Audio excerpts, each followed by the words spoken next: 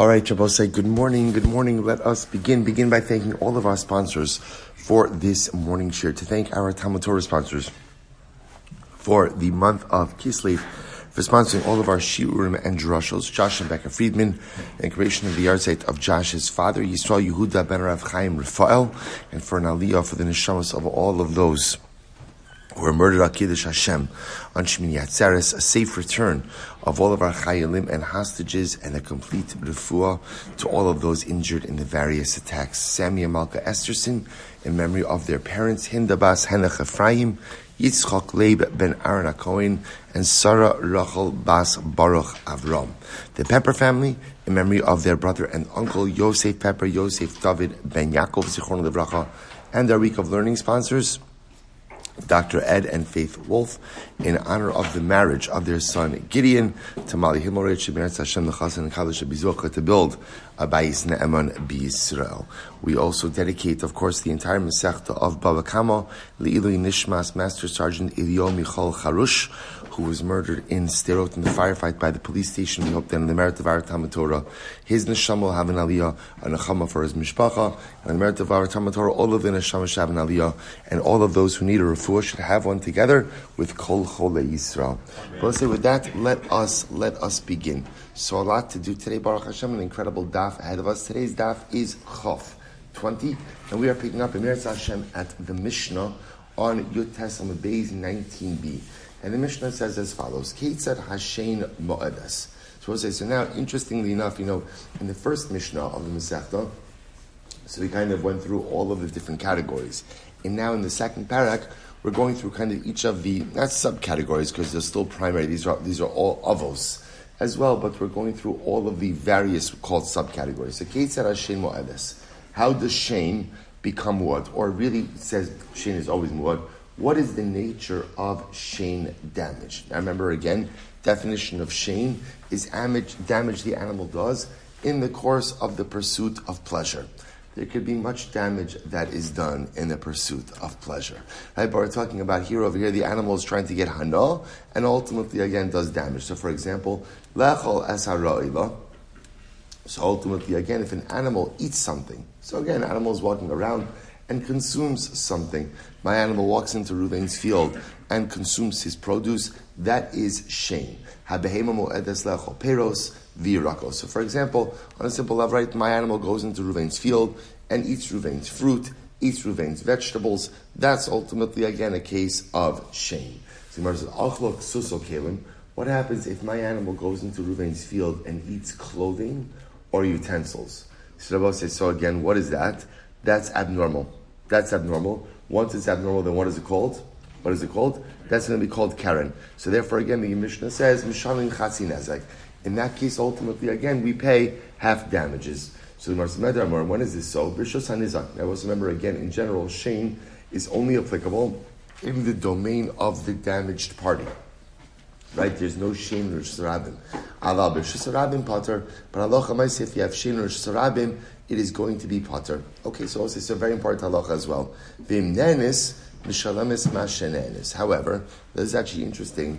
Even in cases of shame, where you will be Pater, ultimately, again, the owner of the animal still pays for whatever the animal benefited from. Now, we'll discuss exactly what that line means in the Gemara as well. For example, Kesad, Mishalamis Mashanenis, what does this mean? That the owner of the animal pays for whatever the animal benefited.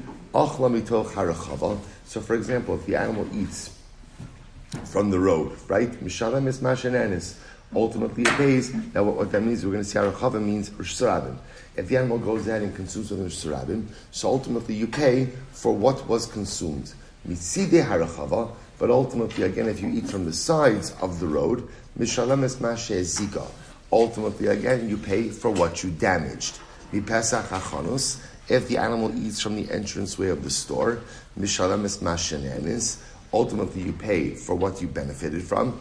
Mitoch Hachanos, if the animal eats from within the store, Mishalamis Mashe Zika. Ultimately, again, it pays for what it damaged. So again, We'll see exactly what that statement means. We'll get to that case a little bit later on.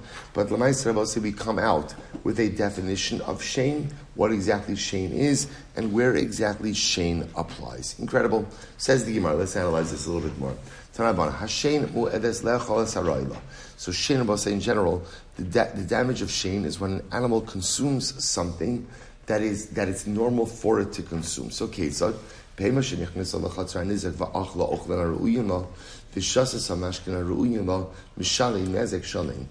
my animal goes into Reuven's field, right, and goes ahead and eats food that is normal for it to consume, and drinks liquids that is normal for it to drink, that's shein, and because it's shein, we pay full damages. Remember, I'm going to both say, the only time you have chatzi nezek is two cases. What are the two cases? Keren tam, or tzroros. Right? Otherwise, again, remember, shein, regel, all of these things are muad from the beginning. So therefore, again, nezek shalim, complete damages.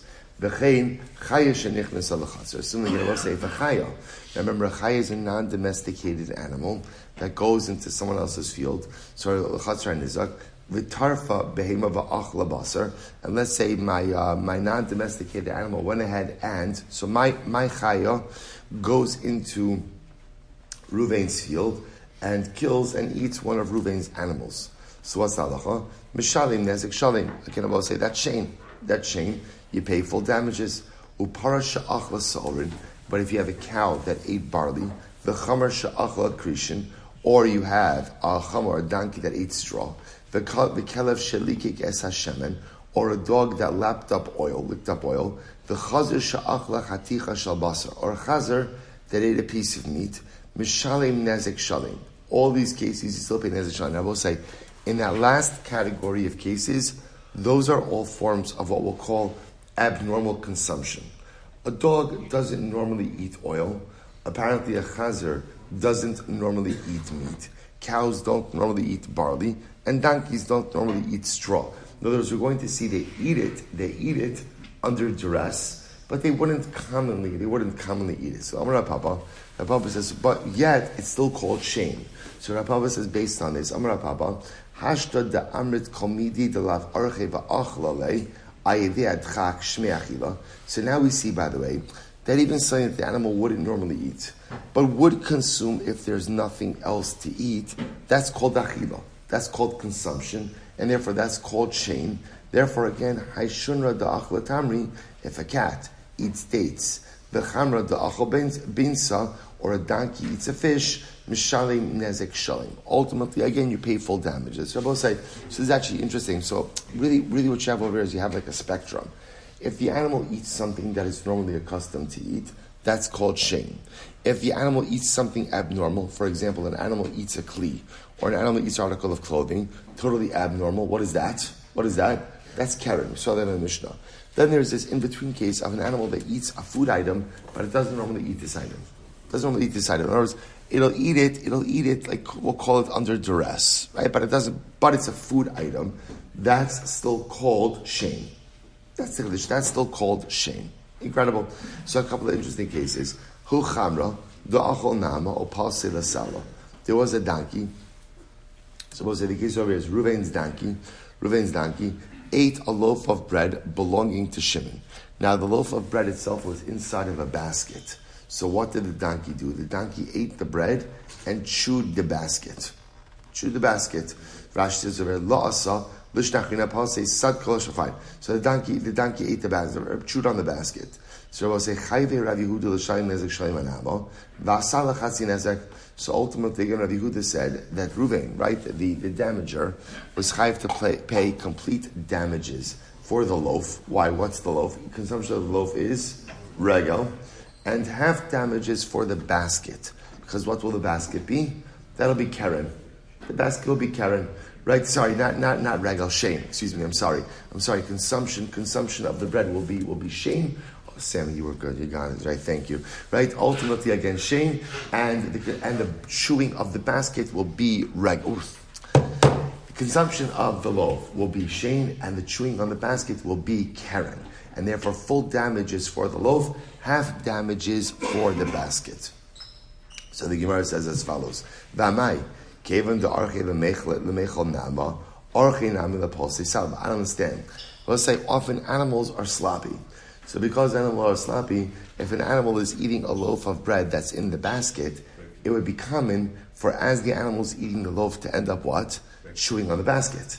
So therefore, again, we should say that the chewing of the basket is also part of shame, and therefore there should be complete damages. To which the Gemara says, you're right, but what's the case? The achal v'hadar palis. So I was saying, actually, interestingly enough, the case is not that the animal chewed on the basket while eating the loaf. In fact, the case was the animal ate the loaf, and then after it ate the loaf, it went back and it chewed on the basket. So that's a case of abnormal damage. So therefore, again, that's what Rabbi Yehuda said for the loaf, that's going to be shame, full damages, and for the basket, that is going to be karen, half damages. Incredible. Therefore, again, the Gemara says, pas archehu. I'm sorry, father pas. So the Gemara says, pas archehu. Now, is it normal for a donkey to eat bread? Is that considered to be normal? After all, the Gemara says, upas archehu or minu achla pas ubasar v'tavshil mishalim chatzi nezek. If an animal goes ahead and eats bread, or meat, or a cooked dish, he only pays, right, the owner of the animal only pays chatzi nezek. So I'll say what that sounds like over here is that consumption of bread by a behema is considered to be karen, it's considered to be totally abnormal. To which the Gemara says, my lab behema, aren't we talking about a behema over here? To which the Gemara says, no, lo bechaya. We're talking about a non-domestic animal. To which the Gemara says, chaya, basar archehu. But a chaya eats meat. Why would consumption of a meat by a chaya considered to be abnormal? The mitvi. The Gemara says the meat is roasted. So apparently chaya doesn't eat roasted meat. Who knew? The Gemara says, the other possibility is, bitvia, that we're talking about over here a deer. A deer is a chaya, but a deer doesn't normally eat either meat or bread. The other possibility is behema. We're talking about an animal, obipsora. And ultimately, again, the food in question is on a table, and it would be uncommon, ultimately, again, for an animal to eat, for a behema to eat food off of a table. Okay, interesting. Top of Chaf, 28. Suppose an interesting case. Hu barcha de chaza lifta apuma de dana. Shabbos said there was a goat who saw a turnip. Lifta is a turnip, right? A turnip on top of a barrel. So what happened? Sarich, so the goat kind of climbed its way up the barrel. Achla the lifta, he ate the turnip. Vitavi ledana, and he broke the basket. He broke the barrel. So a lot going on over here. So the Gemara says, Chayve Rava alifta va'adana nezek shalim. So interestingly enough, in this case, Rava held that the owner is chayiv complete damages for both the turnip and the barrel. That's interesting, right? Because again, looking at this, you would have said what? The turnip is shame, but what's the barrel? Karen. Right? Bepashtos is karen. So what's going on over here? To which the Gemara says, my taima, kevan da arche lemecha lifta, arche name lesurucha lemsalig. In other words, we'll say, once it's normal for the animal to eat the turnip, so it's normal for the animal to scale the barrel and get the turnip. In other words, it's normal for an animal not just to consume, but it's normal for an animal to do what it needs to do in order to get its food. Therefore, once the turnip is on top of the barrel, it's normal. It's normal for the animal to go ahead and scale the barrel, and therefore, again, it will not be karen. So we'll say, so whether that's called regal or whether that's called shein, maybe it's all just under the umbrella of shein together. Okay, incredible. Let's go back to Amr Ilfa. Ilfa said as follows. Behema b'rshus harabim. Listen to this interesting case. You have an animal in rshus harabim, public domain. Upashta savara va'achlami al gabi chaverta. It's an interesting case. So imagine the following situation. Ruvain's animal is walking in rshus harabim, and what does it do? It stretches out its neck, and it eats from the food that's on the back of Shimon's animal. Then I will say, now remember again, this is a case of consumption. Therefore, it's a case of shame. But remember, shame is only chayiv where? In Rishus HaNizak, in the property of the damaged party. Shame is not chayiv in Rishus Harabim. So now in this case over here, Reuven and Shimon's animals are both in Rishus Harabim. Reuven's animal extends its neck and eats off the back of Shimon's animal. So what's going on over here? To which the Gemara says, my time, what's the reason? Gabe chaverta Kichatzer hanizak dami. Ultimately, I'm going to say, so the Gemara says as follows. The Gemara says that the back of the animal is considered to be like the chatzar of the nizak. So an interesting case here. In other words, here what's happening over here. The back of Shimon's animal is considered to be the chatzar ultimately of Shimon. And therefore this is considered to be an act of shame done in the Rishus HaYachid. Interesting. The Gemara says, let's bring another case that supports this. Haisa kupaso mufshelas lachorav. So we'll say, listen to this case over here. Let's say again, I'm walking. Now the truth is, this is Haisa kupaso mufshelas lachorav upashta savara va'achla va'achlimenu chayaves.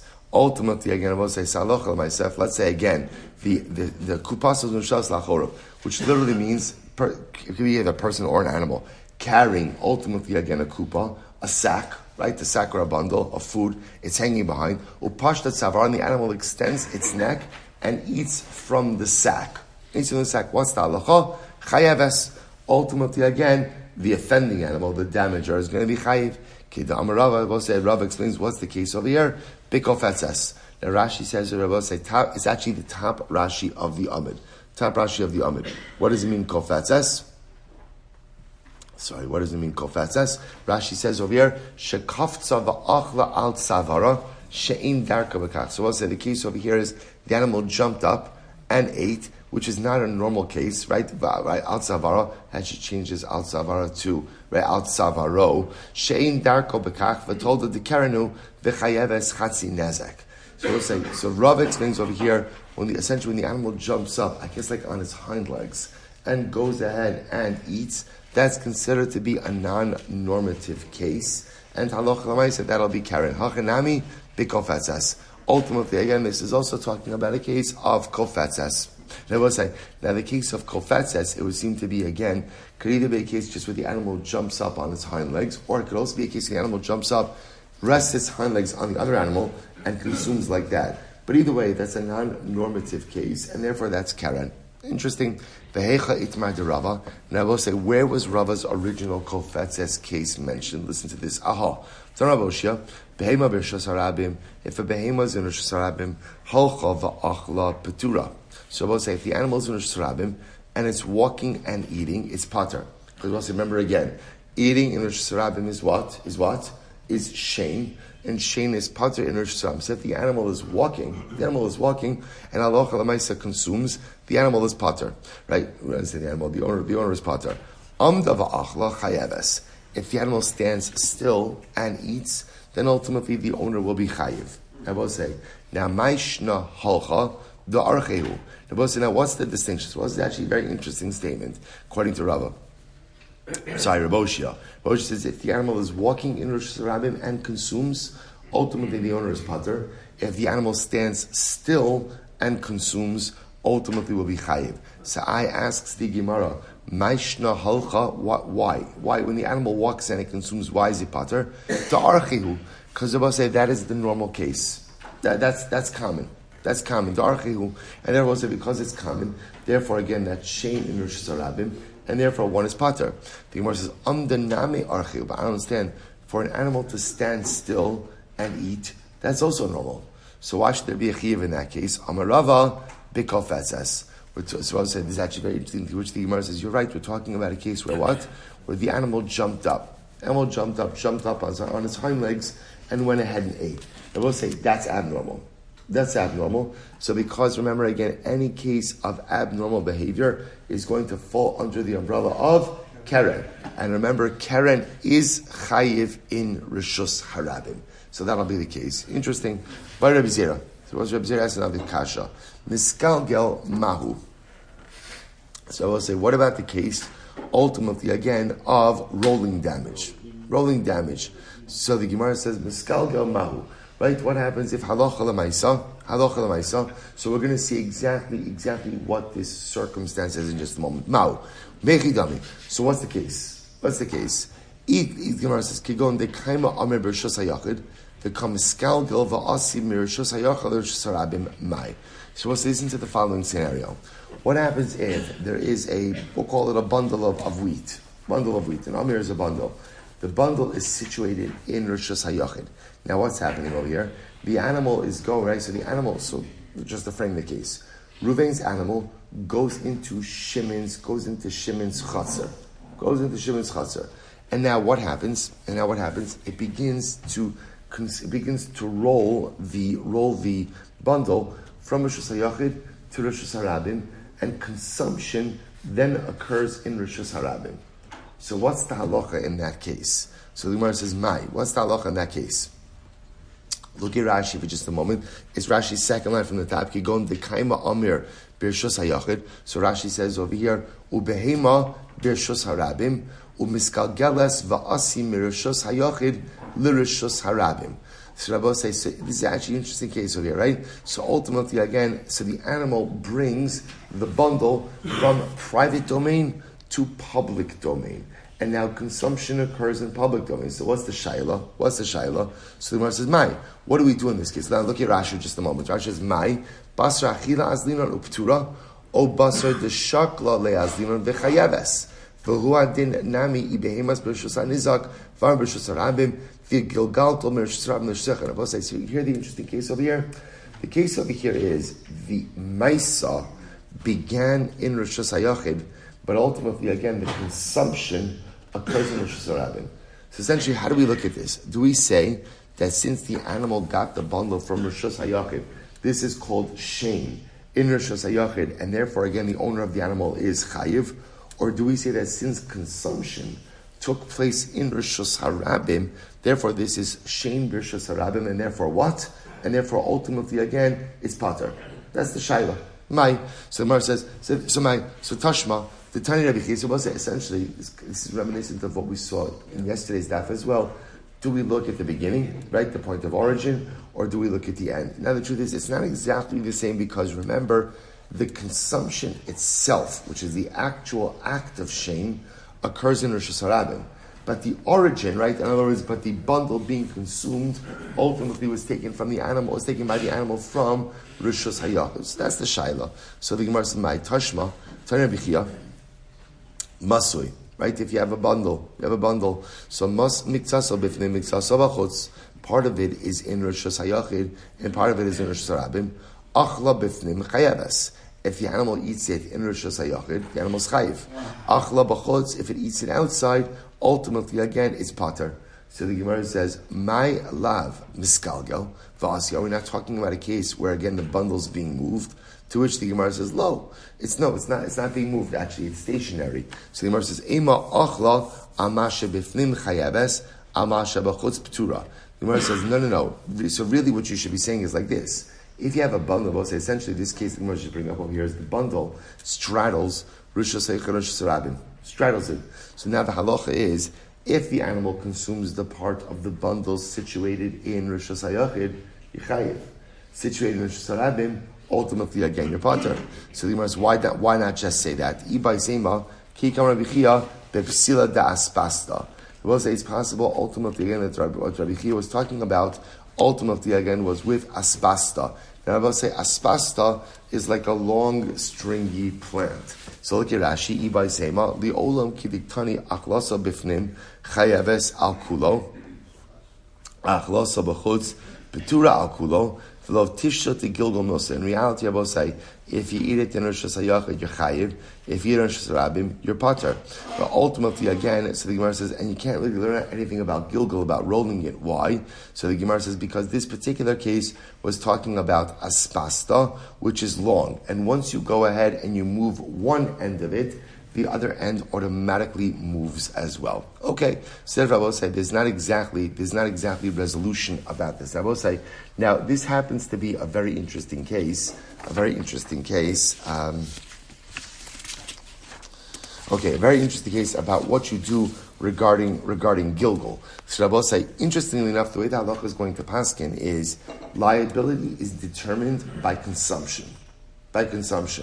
Wherever the item is consumed, that is going to generate liability. So therefore, again, if the animal takes a bundle from Rishus HaYachid, but ultimately, again, doesn't consume it, rolls it out to Rishus HaRabim, and goes ahead and consumes it there. So that's going to be shein birshus harabim, where ultimately, again, there's not going to be liability. Now, I just want to point out something very important, which we're going to get to a little bit later on today, which is even in cases where you are patur on shein, you're still going to have to pay something, right? In other words, because at the end of the day, any time my animal benefits from someone else's property, there's going to have to be some level of liability. What that liability is, we have to see. Okay, good. So let's go weiter. Remember again, I will say the next case the Mishnah brought up was, say if my animal, or if Reuven's animal goes into Shimon's field and eats Shimon's fruit and eats Shimon's vegetables, so that's called shein, is going to be chayiv. But if Reuven's animal goes into Shimon's field and eats Reuven's clothing or eats Reuven's utensils, that's Karen. That's Karen, and therefore only pay chatzi nezek. So the Gemara says as follows. So now I will say, so I just want to point out, the way the Mishnah read was as follows. The way the Mishnah read was like this. So an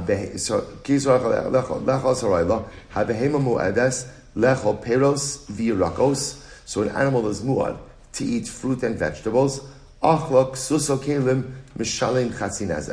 if the animal eats ksus or kelim, ultimately again you pay half damages. So we'll say, so that sentence of eating fruits and vegetables, and then if an animal eats ksus or kelim, you pay half damages, that looks like one sentence. So the Gemara says, Ahiyah, what is this going on? What is that statement ultimately again of Mishalim Chatzi Nezek going on? To which the Gemara says, Amarav, Akulu. Ultimately, again, I will say it's actually going on everything. What my time, but what's the reason? Kala Mishana Uba Achar Vishina Bo Pater. I will say it's actually very interesting. Take a look at Rashi. Akulu, it's actually right across. Hadik Tani Masisim B'Shus Harabim Petura Akulu Kai Afilu Aksus V'Kelim the Shinoi Havatol V'Karen. So we'll say, now listen to this. Now, the next line in the Mishnah, which is actually really what the Gemara is going on over here, says as follows. When is this so? Birshus hanizak. Avol birshus harabim pater. They will say, now listen to how the Mishnah reads, right? So the Mishnah reads like this. The Mishnah tells me that if Reuven's animal goes into Shimon's field and goes and eats peros and yerakos, right, fruits and vegetables, that's shein and you're chayiv. Then it says, if it eats achlach, the Reuven's animal eats clothing or utensils in Shimon's field, what's the halacha? That's Karen, abnormal chatzi nezek. And then it says, when is this so? When the damage is happening in Rishus HaNizak. But if the damage is happening in Rishus HaRabim, ultimately again, Reuven is pater. They will say, now here's what's interesting. The question is how to read that. What if Reuven's animal eats Shimon's ksus or kalim in Rishus HaRabim? So now, both say, how do you read the Mishnah? Is the Mishnah saying that ultimately, again, Reuven's still pater for that? Or no, that's going on, peros v'yirakos and peros. But ksus and kalim, you'll still be chayav sham. So watch this, this is incredible. So Rav says that no, there is even exemption, even if Reuven's animal eats Shimon's ksus and kalim in Rishus HaRabim, ultimately, again, Reuven is pater. Now, what's the reason for that? Well, it's incredible. What's the reason?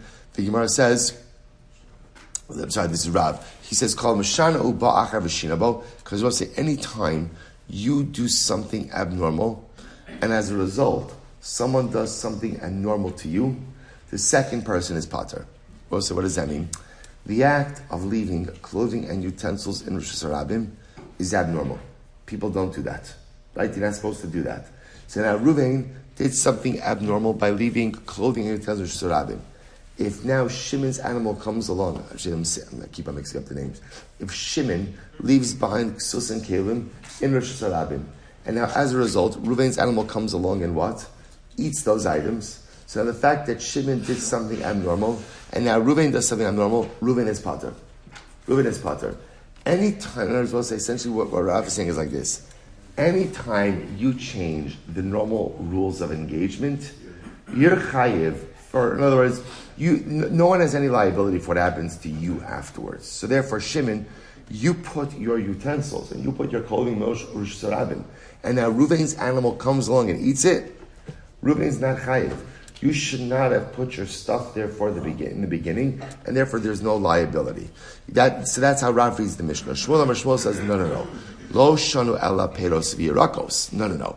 There's exemption ultimately, again, if Shimon's animal comes and eats your fruits and vegetables, because that's shein birshos harabim, which will be pater on. Aval ksusu kelim chayeves. But if Reuven's animal comes and eats Shimon's utensils or clothing, that's Karen. That's Karen, and there is liability ultimately again for Karen birshos harabim. Incredible. The chinim Reish Lakish, Baz Reish Lakish letame, and Baz Reish Lakish the same. What Reish Lakish says? Reish Lakish shtei pas. This in general is an interesting case. In general, when you do something abnormal, and as a result of your abnormal act, someone else damages you, is the damager chayiv or not? Is damager chayiv or not? So the Gemara says as follows. Dam Reish Lakish, shtei paras birshos harabim. If you have two cows or surabim, and what happens? Achas revutza va'achas ma'alechas. So we'll say one cow A is squatting, like squatting down, and cow B is walking. Ba'ata ma'alechas beravutza p'tura. So we'll say if the walking cow kicks the squatting cow, ultimately again, the walking cow is pater. Why, Rabbi say? Why? Because the Maisa, squatting cow in Rosh Hashanah is abnormal. Right? No standing, right? No idling, right? No standing. Say for Rabbi say, Salach la Maisa again, so you did something abnormal by allowing your cow to squat, the cow afterwards gets damaged, there's no liability for the damager. However, Revutza b'ma'aleches chayaves. That's interesting. If the squatting cow damages the walking cow, then there is liability, which makes sense, because that would be Karen Rabin. So I will say, so therefore, again, interestingly enough, halacha l'maisa, so just the machlok is how to read the Mishnah. So Rav says that halacha l'maisa, what it's saying is like this.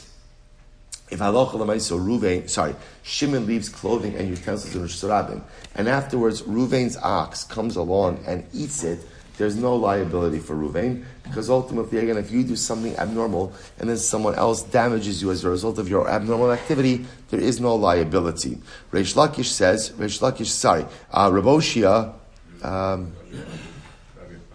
Shmuel says, no, the exemption ultimately is only for Peros V'Yirakos, but if Ruvain's cow damages Shimon's Ksus and Kalim, that's Karen, and ultimately again you'll be chayiv. Incredible. So what's this machlok? His first white line. Rabbi Yochanan Amar Lo Shana Ela Peros Yirakos. Rabbi Yochanan agrees with Shmuel. He says the only exemption is for Peros and Yirakos, which will be Shein Rosh Hashanah. Aval Ksusu Kalim chayaves, but ultimately again you will be chayiv for Ksusu Kalim. Lema Rabbi Yochanan, let's say the Reish Lakish. So say that Rabbi Yochanan does hold the Reish Lakish. Afilu b'shtei paros, even in the case of the two cows we just mentioned. Though the Olam is like he really holds ultimately again of Reish Lakish, and therefore he'll agree in the aforementioned case of the two cows, the squatting cow and the walking cow. But ksus avdi demanchi, says ksus avdi inchi demanchi, glimi umispechi, aval behema lavarcha. I will say what Rabbi Yochanan will say is like this. It is normal for people to just momentarily put down their utensils in Rosh Hashanah. That is common. That's not called an abnormality. So because it's not called an abnormality, therefore, again, if halacha l'maisa, Ruvain's ox damages or eats Shimon's ksus and kalim, that's going to be called karen. But he agrees with Reish Lakish in the two cases of the squatting cow and the walking cow. Incredible. So I will say, Salach l'maisa, how do we paskin? So the Rambam paskins like Shmuel. And therefore, halacha l'maisa, I will say, if Ruvain's cow goes ahead and eats Shimon's, eats Peros V'Yirakos, that's going to be pater, because that's ultimately, again, that is going to be a case of shein in Rosh Hashanah, for which you are pater. However, I will say, ksus and kalim, if Ruvain's cow eats Shimon's ksus and kalim, then there is liability. I will say, what's the liability? That'll be keren b'rshus harabim, and therefore halacha l'maisa you will have to pay half damages. Incredible. Let's go back there. Says the Gemara, v'imnenis mishalames. I will say, now this is interesting. So remember again, what did we see in the Mishnah? What we saw in the Mishnah was the following halacha: that even in cases where you would not be chayiv for shame, you're always chayiv for what the animal consumed, right? So for just a typical example, right? Ruvain's cow goes ahead and eats Shimon's Peros V'Yirakos in Rosh Hashanah. So we'll say that is a case of shein in Rosh Hashanah. What's the halacha? Pater. But I will say, but still the Mishnah says, at the end of the day, Ruvain, you got some benefit from Shimon's property. So if you got some benefit, you should pay something. So that's why the Mishnah says, Mishalamis Mashenis, you pay what you benefited. So the Gemara says, the Kamma, what is that? Like, how do you measure that? So Rabba Amr, Demei Amir. So Rabba says the value of straw. In other words, I will say, in other words, what we look at essentially is, listen, Ruvain, you were going to have to feed your animal. Now, your animal ate Shimon's produce. So now what's the good news for you? You don't have to feed your animal. So we look at, so obviously you saved money. So how much money do you save? So we look at the amount of straw which is inexpensive. We look at, Ruvain, how much straw would you have had to feed your animal, right? And how much straw did you save now that your animal ate Shimon's produce? And that's the value of straw that he saved. That's the value that Ruvain's going to have to pay to Shimon. Rava says, Demei Seorim Bizol, the amount of barley that you would get when barley is inexpensive. Okay, Tanya Kavase de Rabba, Tanya Kavase de Rava. There's a price that supports both of them. Tanya Kavase de Rabba, Rabbi Shmuel Yochai Omer, Elam Shalamas, Ela Demei Amr Bilba. The only amount you pay is the amount of straw that you saved, that you don't have to feed your animal. Tanya Kavase de Rava, Imnanis, Mishalames, Mashenanis. So Bryce that supports Rava. Ultimately, again, if you benefit, you pay the amount that you benefit. Kesad, achla kav o kabayim. If, again, the animal ate a kav or two kavim, ein omrim tishalim demand. You don't have to pay the actual value of what you consumed. Ella, omdin kamma adam rotza lahachel behemto, davar harayla, afapi she'en aragil. Rather, again, ultimately, we look at how much would a person pay to feed their animals something that they wouldn't normally feed them, but would satisfy them. Lefichach, achal chitin, o davar harala. So we'll say, so essentially, bottom line is, halacha l'maisa, we look at the fact that Ruvain, now you don't have to feed your animal. So because you don't have to feed your animal, so ultimately, you benefited. So we look at how much did you save. So, right, whether we value it in straw, whether we value it in barley, right? Okay, so that's a machlokes. But bottom line is, we look at what would be essentially like the most inexpensive food that you would have fed your animal, right? And therefore, how much did you save by not having to feed your animal? And that amount, that's what you have to pay. Now, I will say, as opposed to typical shane, where what do you have to pay in the case of shane? What do you pay in the case of shane? What you damaged. So the chap over here is, you don't pay what you damaged, rather what do you pay? What you saved. Okay. Let's say now, this actually yields a very interesting exception. Lefichach, achla chitin o davar harala p'tura. I will say what this will come out is, if the animal ate something detrimental to it, right? The animal ate food high in trans fat. Right? High carbs, right? Empty carbs, right? So we'll say, so if the animal went ahead and ate something detrimental to it, in that case, the owner doesn't have to pay, right? Because we'll say, why? Because again, in this case, the owner didn't benefit. In other words, the owner has to pay what he benefited. So if you would have this kind of case where the animal eats something detrimental to it, the owner doesn't pay. Good. So the Gemara says, listen to this. Rav Chisda said, "Lahavis kaban ba'arta betchuma." You weren't with us in the evening, inside of the tchum, right in the city, when we were talking about the following case: the ibaylan mili ma'al yusa. We were talking about some great stuff, right? So I say, this is Rav Chisda telling Rabbi Chama, you really missed out. Right? We were hanging out together, Baruch Hashem, in one evening, and we were talking about great stuff. What we're talking about? Amr my mili mal yusa. What was the great stuff? Amr will say this actually is great stuff. Some very interesting cases over here. Listen to this. We'll say this here's the case we're talking about. Hadar b'chatzer chaver shalomi daito tzarich lahalo scharo in tzarich. We'll say if Reuven lives in Shimon's property, and by the way, when we say live in his property, we mean squat in his property, right? In other words, he is living, right? Reuven's living in Shimon's property without Shimon's permission. Does Reuven have to pay Shimon rent or not? That's the shaila. Says, 1 second. Hechi dami. What's the case? Ilema bechatzer delo kaima leigra, the gavra delo avid lemegar. So I'll say if we're talking about a case where So remember, Reuven is living in Shimon's property. So if we're talking about a case where Shimon doesn't rent out this property, and Reuven has other places he could live. He doesn't need to live here. He's just choosing to squat here. Right? So again, he doesn't need to. So I'll say, if that's the case, then this is a situation of zelo nana v'zelo chaser. So I'll say, interestingly enough, Reuven is not really benefiting. Why is Reuven not benefiting? Because he has somewhere else to live. And Shimon is not losing. Why is Shimon not losing? Because halacha l'maisa, he doesn't rent it out anyway. He's not being deprived of rental income. So I'll say, so in general, in a case of zelo nana v'zelo chaser, you can't claim anything. Right? Then Shimon doesn't really have a right to claim anything. On the other hand, ela b'chaser de kaimel igra v'gaver de aval megar. Now I'll say, so rather maybe it's a case where what? Where Shimon does rent out the property and Reuven does need a place to stay. If that's the case, then it's a situation of zan and chaser.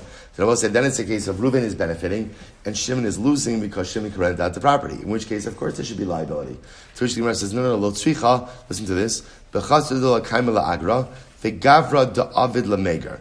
We'll say the case is where Shimon does not rent out the property, but Reuven does need a place to live. So I will say, so ultimately, again, what is this a case? This is a case of zenene v'zelo chaser. So Reuven is benefiting, but Shimon isn't losing anything. So we'll say, so therefore, in this kind of case, does Reuven have to pay rent to Shimon? So my matzi amrale my chasardech. So Reuven can say to Shimon, what's the problem over here? You're not losing anything. Right? I'm not depriving you of rental income. Right? If anything, I'm looking after the place. Right? You should thank me. You should pay me. Right? You should thank me. All right? I'm not causing you to lose out on anything. On the other hand, Matzi Amar, on the base, Matzi Amar, Ha'is Hanis. Shimon can say to Reuven, but Reuven, you're getting a tangible benefit from me. Right? In other words, you need a place to live. You're getting a place to live. You should have to go ahead and pay me for the rental. So we'll say, that's the Shaila. Amalei. Now what I will point out is as follows. Obviously, I will say the best way to frame this case is, if Reuven, once Shimon discovers this, the best way to frame this case is Shimon didn't know what was happening. Right? So Reuven's been living there for the last 2 months. So really the shaila is, could Shimon sue Reuven for back rent? Obviously, I will say going forward, you have a right to tell someone, I don't want you in my property, right? And no one has a right to say, well, come on, what's the problem? I'm not depriving you of anything. It's your property. You have the right. So this case works best where you did not know, right? Reuven. So Shimon didn't know that Reuven was there. So now, right, retroactively, what Shimon wants is back rent. And essentially, Reuven says, I don't understand. I didn't deprive you of anything. So the Gemara says, Amalei, Mas Nisan, it's a Mishnah. So, hey, Mas Nisan, which Mishnah is it? So I will say, so listen to this. So, hey, Mas Nisan. So now, remember again, just to frame the conversation over here. So remember, Rav Chisda was saying to Rami Bar Chama, so you missed a great conversation last night. We were hanging out last night. You missed a great conversation. Rav Chisda proceeds to tell Rami Bar Chama what they spoke about. Then ultimately, Rav Chisda said it's a Mishnah. Rabbi Bar Chama said, what Mishnah is it? So Amrlei, so he says to him, so Rav Chisda says, Rabbi Bar Chama, L'chita shamishli. When you serve me, after you serve me, I'll tell you what Mishnah it was. Shakol sudrei, so he took his cloak, karachla, and he folded it up. Now we'll discuss why that whole exchange had to happen. Amrlei, listen to this. Imnanis, mishamis mashanis. They both say it's our Mishnah. It's our Mishnah. What does our Mishnah say? Our Mishnah says, we'll say, that remember again, when you perform an act of shame, birshus harabim, even though you're patur on shame, you have to pay for what you benefited. So what do you see from here? Anytime you get hana from someone, there is an obligation to pay. There are no free lunches, right? Whatever you benefit from in this world from someone else, you have to pay for. So therefore, again, Reuven's living in Shimon's property, as much as Reuven did not deprive Shimon of anything, because it's not a rental property, but still, if Shimon gets benefit, he's got to pay. Amar Rava said, Kamma lo chali v'lo margish, gavra Dimare Saye. So let's listen to this. So it's actually interesting. Look at Rashi's one. Gavra Dimare Saye Rami Barchama. So he says, ultimately again, Kamma lo chali v'lo margish gavra Dimare Saye. How great is it? Literally again, Kamma lo chali, how much he doesn't get ill and he doesn't feel anything negative. Gavra Dimare Saye. Someone who HaKadosh Baruch Hu helps him out. And Rashi says over here, Gavra Dimare Saye Rami Barchama. It's referring to Rami Barchama. The Gemara says why? Da'af agav. Even though, in fact, these two things are not comparable, nevertheless, ultimately, again, he accepted it from him. Now, why are the two things not comparable? Why is the case of Reuven living in Shimon's chatzah, Reuven living in Shimon's house, not comparable to the animal who eats from someone else's property in Rosh Hashanah? Why not?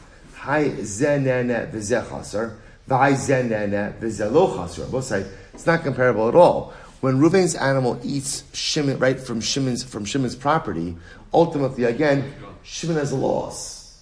So, of course, you're going to have to pay in some way for the loss. Of course, you have to pay in some way. Now, whether or not you have to pay what you damaged, or whether or not you have to pay ultimately what you benefited, that's a separate discussion. Right? But Lamaisa, ultimately, Shimon is a loss. That's different than our case. In our case over here, Reuven's living in Shimon's property, and I will say what? Shimon has no loss. Shimon has no loss. So you can't compare it. Right, Barchama. I what Rabbi Barchama say? Stam peiros pershus harabim afkuri mafker lehu. So Rabbi Barchama will say no. Even in the case where Reuven's animal eats Shimon's produce in Shusarabim, that's also not a loss. Why not? I will say, if you put produce down in Shusarabim, if you put produce down, what are you essentially doing? You're mafker it. In other words, that's crazy. That's craziness. In other words, and if you're putting that down, obviously you're being mafker. So we'll say, so because of that, there's no loss over there either. So Tanan. Shabbos said, let's analyze this. Shabbos says, so this just happens to be, so now what we're getting into are some of these additional cases of Zenena V'Zalo Chasr. So this is Tanan. Hamakiv Chaver Mishal Shuchos. Shabbos over here, what you have is as follows. You have, actually Rashi has a picture of it. If you can imagine for just a moment, you have Reuven. Reuven has 3 fields. And Reuven's 3 fields border Shimon's interior field on 3 sides. Okay, the Gader as Harishon, as Hashniya, as Hashlishis, in Mechayvin also. So I will say, so Shimon, the owner of the exterior fields, decides to put up a fence on the 3 sides in which he abuts Shimon's interior field. So I will say, so again, Reuven can't force Shimon to go ahead and pay for any of that fencing. Right? Because again, remember again, Reuven's doing it for his benefit. Haravias, Mechayvin also. I will say, let's say now, Shimon puts up a field on the 4th side, right? So on the 4th side, which in the image is the open side, he puts up a fence on the 4th side because he wants to enclose the entire area of the field. So at that point, again, now Reuven can force Shimon to chip in for the fence. For the fence. Rashi says over here, Ein Mechayvin also. Ein Mechayvin as Shimon klum de mai ahanile harisadei pesuchim mitzaravias. Haravias Rashi says imhu hayalo the Reuven dalas alas me'abaruchos shel Shimon the Gadron Mechayvin as Shimon lases las chalkoba mechitzas v'neos. So we'll say, so once Reuven puts up that 4th side of the fence, now Shimon has the benefit of having a fully enclosed field. At that point, ultimately, again, so Reuven could tell Shimon that he has to chip in. Shmamina, what do you see from here? Zenene v'zelo chaser chayiv. So I will say, what do you see from here? Now remember, Reuven is putting up the 4th side. Why? Why is Reuven putting up the 4th side? For himself. Right? So this is a case of zenene. So again, Shimon now is benefiting. Right? Shimon the interior field is benefiting. But ultimately, again, Shimon's benefit doesn't come at a loss to Reuven. Right? Reuven's doing this anyway. And yet, what do we see? That Allah Chalamaysa, Shimon, the interior field guy, could still be told that he has to share. So you see from here that there is liability even in a case of Zenene v'Zelo Chaser. To which the Gemara says, no, Shiny Hasam, the Amrale at Garamta li Hakeifa Yisera.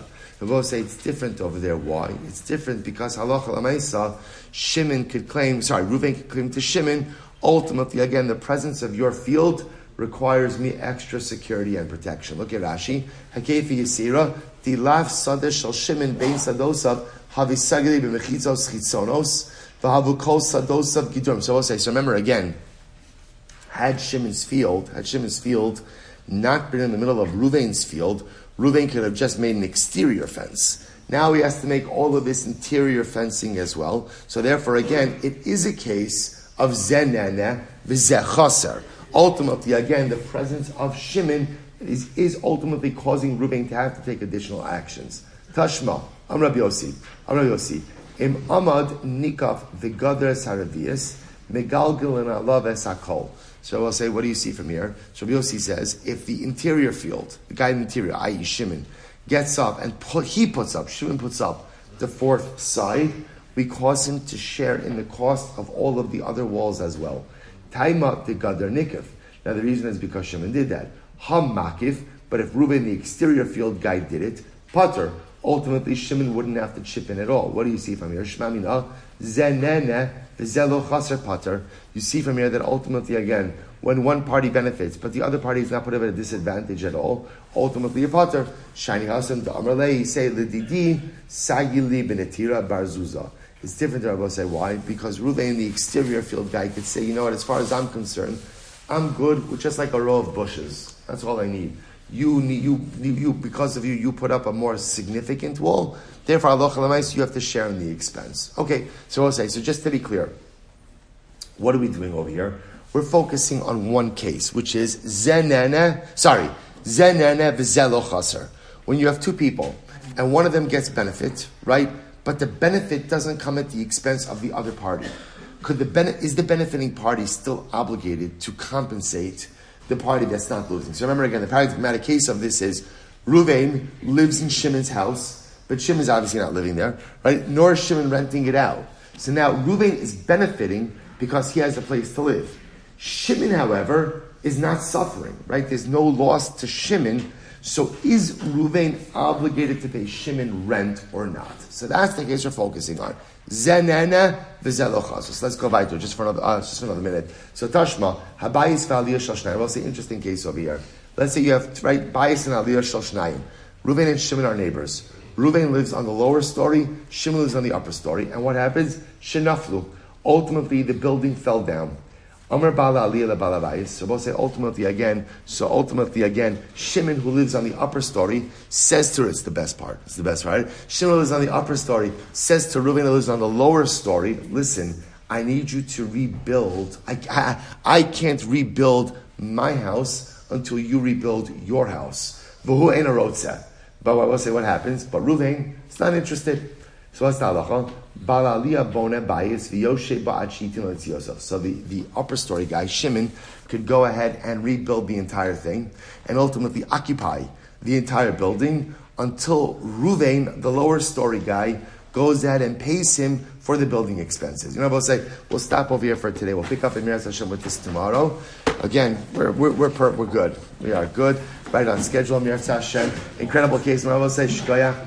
Tomorrow morning, Thanksgiving is a Sunday schedule. So davening 7:15, Emir Hashem, Daf Yomi at 8 o'clock. We'll just say also stay tuned on the today. Special learning program, Emir Hashem, after Daf Yomi tomorrow. Breakfast and an Iyun Shir, Emir Hashem on Baba Kamma, and a special guest speaker as well. Emir, again, send out the details today. Shkoyach. All right, Chevron Zoom. Shkoyach, everyone.